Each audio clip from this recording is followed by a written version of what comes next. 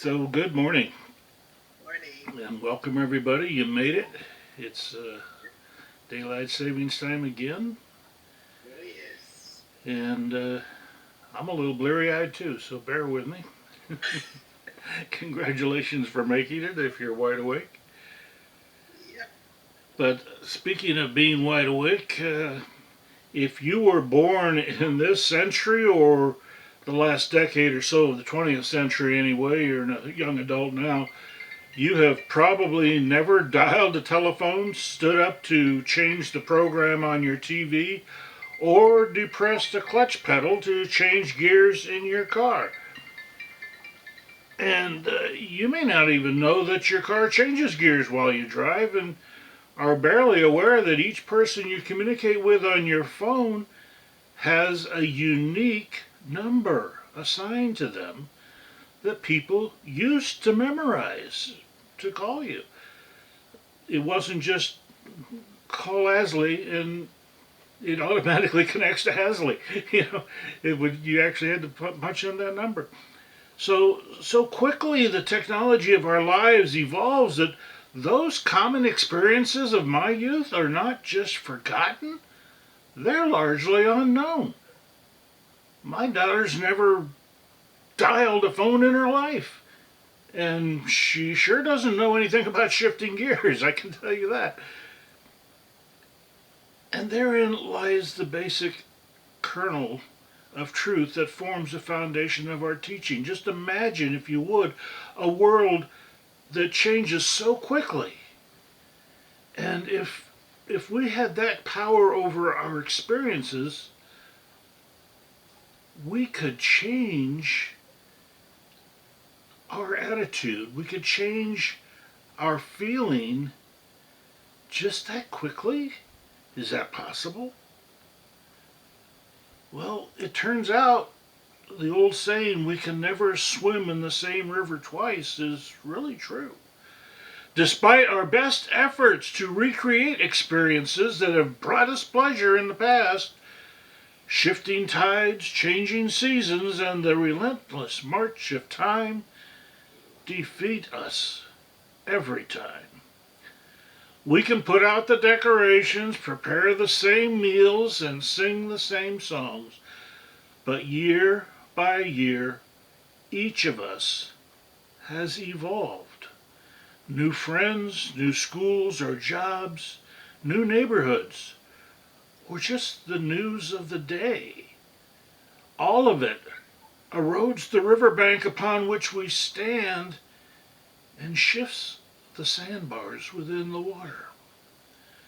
We can fool ourselves for a while, but eventually the change becomes evident, and we either embrace it or deny it at our folly. Ernest Holmes, writing in this thing called You, said, in some way which you know not of, through some process which never reveals its face, life has entered into you, and with it the irresistible impulse to create. The key word here being create. We create. Spirit creates. Everything around us is in a constant state of creation. Even if it is decaying, it is creating something new. Nothing is static, nothing stays the same. Creation equals change, and Holmes is telling us change, the impulse to change, is irresistible. The biblical story of Moses starts with his birth in turbulent times, his very survival in doubt. His actual chances so remote, in fact, his mother cast him adrift in a basket to float downriver to a fate unknown. But certainly no worse a fate than he would face if he stayed where he was. Now for a little revelation about biblical stories you may not be aware of. Whenever a birth or the subject of birthing appears in a biblical story or verse, the implication is things about to get real around here, and nobody's getting out of this unchanged. And life has entered into us.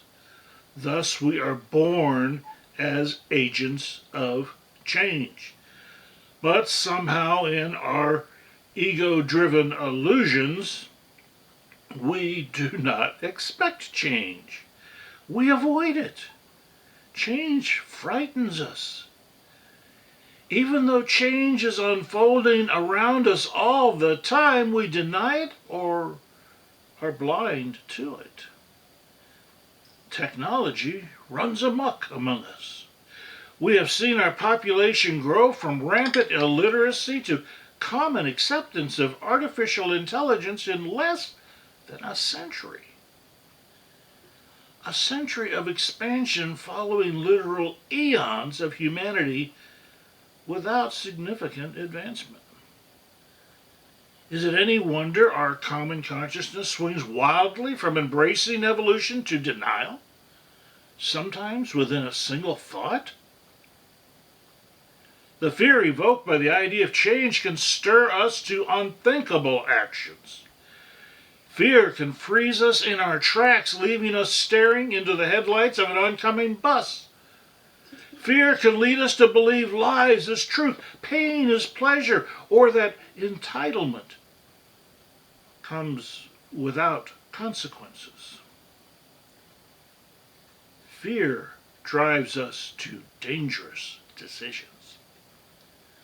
But you ask, wasn't it fear that drove Bethia to place Moses in a basket and release him to the currents of the Nile? That seems to have worked out.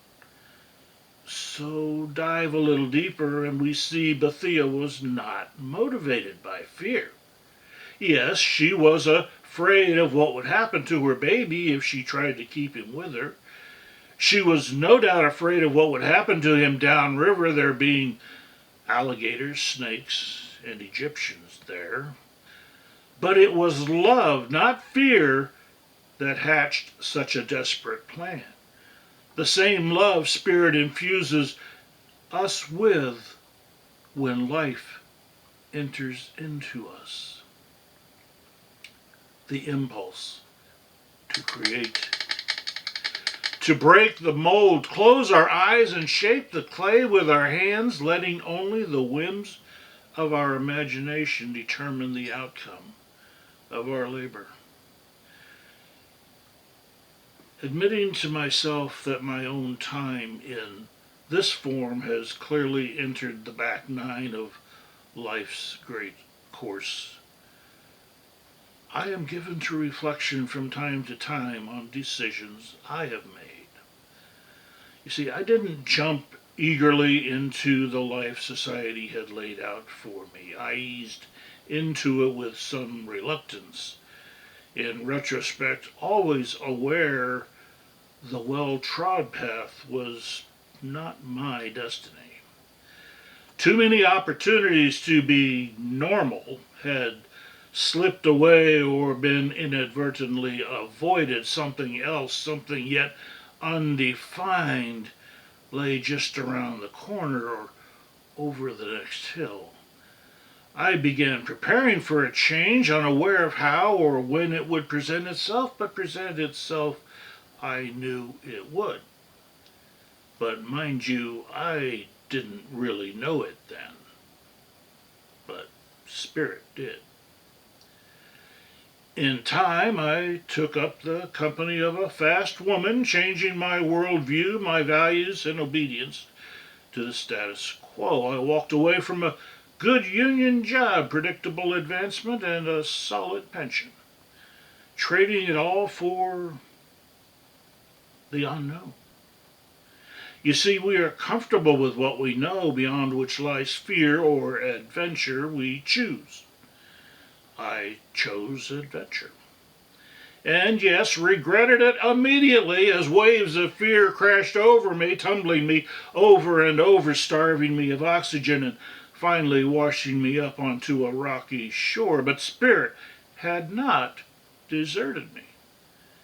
Before my life could be battered senseless, I found my wits, and with no greater plan than to catch my next breath, negotiated the currents and landed not unbruised but alive and awakening to the knowledge that adventure doesn't come with a guidebook. 9 years would pass before I sat once more at my mother's kitchen table. In honor of my birthday just past, she had prepared my favorite meal, meatloaf with mashed potatoes and gravy. See, our home growing up was comfortable, but not lavish by any means. Then, with what I am sure was pride in her own evolution, and certainly not passive-aggressive resentment for my too long absence, she announced, "I really hope you like it. I learned to make healthier meals by using turkey instead of hamburger in the meatloaf. Home ain't what it used to be. I have since taught myself to bake a wicked meatloaf. Original recipe, thank you, or at least as closely as I can remember. Evolution is inevitable, but a dose of comfort food is not a violation of God's plan. It is a reward for moving forward while holding dear to memories that shaped our lives." Ralph Waldo Emerson writes in Emerson's essays that what is our life but an endless flight of winged facts or events? In splendid variety these changes come, all putting questions to the human spirit. We live in an eternal state of questions. Spirit contains within it all the answers to all of the questions. All ideas, inventions, beliefs, and impulses are there for our discovery. But only when we let go of conventional thinking. Only when we realize living is not adhering to an established common consciousness, but shaping the common consciousness by our own explorations and discoveries. Some of us suffer ignorance by circumstance. Others embrace ignorance by choice. Our study of spirit, our willingness to be still and hear that inner voice, the one that says, "Don't worry about the rocks. Don't mind the tumbling waves. Just focus on your next breath and let me do the rest." This is where we turn the clay with closed eyes and create beauty we could not imagine on our own. We cannot change the choices of others. We can only offer the choice and accept whatever develops. We may from time to time be disappointed by turkey when we expected beef, or we may find we like turkey too, or develop our own meatloaf recipe, one that at least evokes an illusion of home, even though we know it's only a facade. I'm happy to let radar tell me it is safe to change lanes and trust those yellow lines on the dashboard screen to keep me from running over the neighbor's mailbox while backing out of my driveway, but I still catch myself checking the mirrors on the regular. See, that's a habit I learned, and it has kept me alive for a long, long time, and is an ode to personal responsibility in my thinking. After all, it's not rushed to throw the baby out with the bathwater. Not every advancement is bulletproof. Not every change is for the advancement of our collective good. Science allows that mistakes are inevitable on the road to success. Thomas Edison said he was amazed that everyone remembers he created a light bulb, but no one credits him for finding 6,000 ways to not make one. Explore, discover, and accept without question the fear and doubts along the way. Trust Spirit to reveal choices that keep us moving forward. There's a saying credited to the Silicon Valley tech community: move fast and break things. Well, Spirit must be a nerd. It never settles for the status quo. It is not held back by convention. Just because it doesn't work doesn't make it wrong to try. There's a lot of fear in our world right now, and a lot of things are getting broken. Only history will tell if we are witnessing inspiration or the creation of enough desperation to change our collective course again. Our values are challenged, but values without challenges are just words on a t-shirt. Meanwhile, to borrow from one of our late night TV philosophers, we listen and watch for the signs that keep our consciousness united seamlessly with spirit and trust there is no expiration on love. We may feel lost and forlorn in the moment, but change is relentless and spirit moves fast and breaks things. So listen and take the hint. Love is spirit, spirit is love, and we are created in its image. The common consciousness is ours to bend. So close your eyes and shape it. I may still remember my mother's phone number, but even in baseball, the score changes when you return home.